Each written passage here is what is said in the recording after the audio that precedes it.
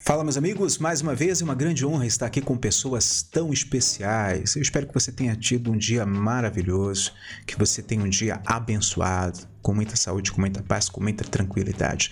Eu acredito que muitos de vocês aí conheçam o DJ Alok, um cara aí que ganhou a fama, ganhou o sucesso, de pouco tempo pra cá, alguns anos pra cá, conquistou um público muito grande, se tornou um dos principais nomes no ramo. Mas existe um fato da sua vida que até pouco tempo foi uma surpresa.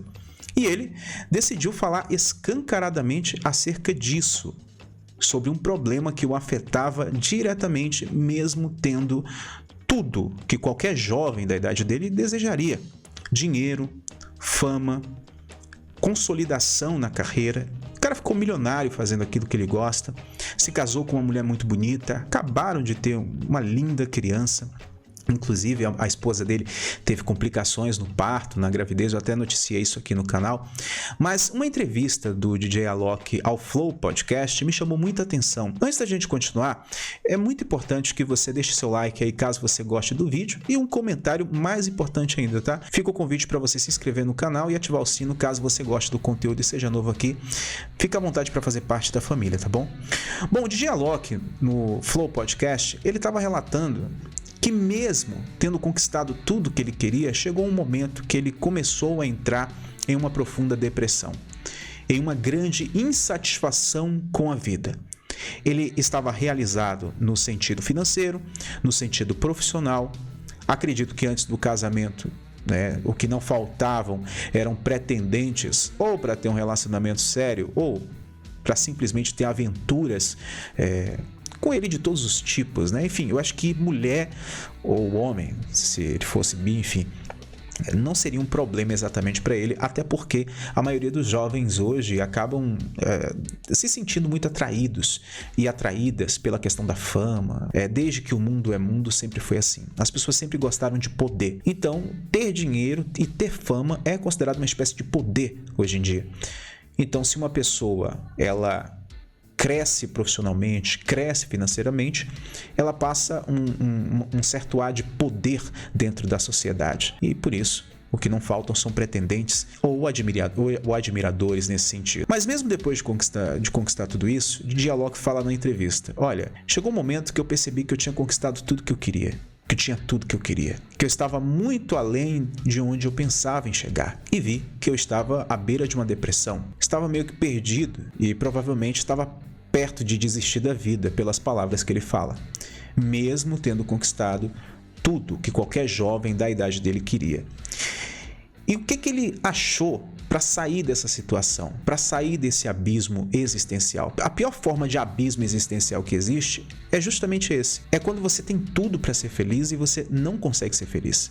Então, se você tem tudo para ser feliz e não consegue ser feliz, é porque realmente você não tem tudo o que você precisa. E às vezes o que você precisa, de fato, é muito menos no sentido material do que tudo aquilo que você quer ou que você conquistou. E esse foi exatamente o caso de DJ Alok. Ele se descobriu através da caridade. Ele disse que tudo mudou a partir do momento que ele foi fazer uma ação social, um trabalho voluntário, não me lembro exatamente aonde, não sei se foi na África, eu acho que foi na África. Ele disse que quando chegou lá, uma mulher falou assim, ele viu uma mulher que estava muito magra, e essa mulher, uma senhora de idade, ela apertava a barriga dela com um cinto para disfarçar a fome. E ainda assim, essa mulher demonstrava uma certa gratidão a Deus. Ela mantinha a sua fé. E Alok, vendo toda aquela situação de gente com fome, de gente na miséria, ele falou: não fala isso, minha senhora, Deus não existe. E a mulher fala: não, Deus existe sim. E ela demonstra a fé dela, não se deixa abalar pela situação que ela vive e por uma outra pessoa tentar mostrar a realidade para ela. Falar: olha, se Deus existe, por que você está nessa situação? Por que tem criança passando fome aqui? Por que tem gente morrendo aqui? Então, naquele momento, o Alok, ele teve um choque de realidade. Porque apesar de toda aquela problemática, a mulher, ela se sentia grata, ela se apegava à fé. E muitas vezes, em diversas situações da nossa vida, quando tudo lhe é tirado, só o que lhe resta é a fé. E quando eu digo fé, eu não falo sobre religião. Se você perder a fé até em você mesmo, acabou a sua vida. Se você perder a fé que você pode ser feliz, que mesmo você tendo tudo para ser feliz, mas ainda assim você não consegue ser feliz, acabou a fé em você mesmo. Então acabou você. Então não digo somente de religião. No entanto, quando a gente pensa também no transcendente, isso ajuda muito, né? Quando você tem fé no transcendente, você tem fé em algo que está além da nossa compreensão e que pode fazer muito por você ou nada por você, porque Deus ou qualquer outra coisa que você acredite não tem obrigação nenhuma de fazer nada por você.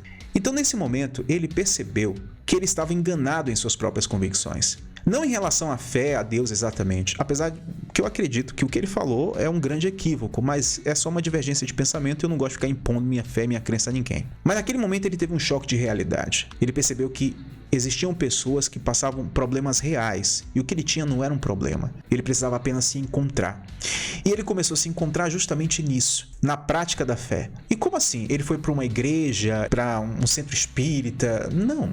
Ele começou a praticar caridade, ele começou a participar de projetos sociais, financiar esses projetos, se envolver com pessoas, ajudar pessoas. Aquela foi a missão dele. Aquele foi o estalo que ele teve e falou: isso aqui é o que eu preciso. E isso mudou a vida dele. Ele alega que a partir desse momento ele se tornou uma pessoa mais feliz, se tornou uma pessoa que reclama menos da vida, se tornou uma pessoa mais ativa, mais disposta para viver, porque ele percebeu que se acontecer alguma coisa com ele, ele não vai mais poder ajudar essas pessoas, servir essas pessoas que precisam não somente dele, mas de todos que podem ajudar.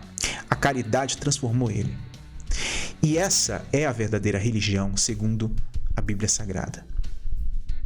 A Bíblia diz que a verdadeira religião é quando você cuida dos pobres, é quando você ampara a viúva, é quando você acolhe um órfão, é quando você cuida de um ser humano. Jesus disse: olha, nisso conhecereis que vocês são os meus discípulos, se amarem e cuidarem uns dos outros. Depois de um amadurecimento, depois de uma série de experiências, eu entendo o Evangelho hoje de uma forma muito mais profunda, de uma forma que a igreja não conseguiu me ensinar durante todo o período de vida que eu passei dentro dela, que eu estou dentro dela. Que o Evangelho de Cristo é uma prática, não é uma pregação. O Evangelho de Cristo muitas vezes pode ser vivido até mesmo por quem nem acredita nele, mas vivem o Evangelho em sua essência e nem sabem. E muitas pessoas que pregam o Evangelho, que falam do Evangelho, mas não vivem o Evangelho em sua essência, nem sequer um único dia da sua vida desde quando acham que se converteram. E muitos vão me xingar aí nos comentários falando: como assim você está falando que um ateu está vivendo o Evangelho de Cristo? Que conversa fiada é essa? Que conversa herética é essa? Ora, se o suprassumo do Evangelho é cuidar do próximo, coisa que a maioria dos cristãos hoje não fazem, eu entendo que um ateu que se dispõe a fazer isso está vivendo o Evangelho e nem sabe que está vivendo. Eu acredito que quando Jesus fala: aquele que comigo não ajunta, espalha, as pessoas têm um entendimento errado sobre esse texto, ao meu ver. Um cara estava curando pessoas, expulsando demônios no nome de Jesus e não fazia parte do grupo. Então vieram os discípulos e falaram: Jesus, tem um cara ali curando em teu nome. Jesus falou: olha, deixa, quem comigo não ajunta, espalha. As pessoas entendem que é o sectarismo, que é a separação. Não, quem comigo não ajunta, espalha pra lá, ó. É gentalha, é gentinha. Não. Quem comigo não ajunta, espalha, ou seja, vai para todos os lados, leva a mensagem para todos os lados, leva a essência, leva a palavra, leva a ajuda para todos os lados, espalha nesse sentido. E muitas pessoas não conseguem compreender o contexto desse versículo. Enfim, eu não vim aqui fazer uma pregação, eu não vim aqui influenciar ninguém a minha religião. No mais, agradeço a todos pelo carinho, audiência e, acima de tudo, pelo respeito. Fiquem com Deus. Shalom.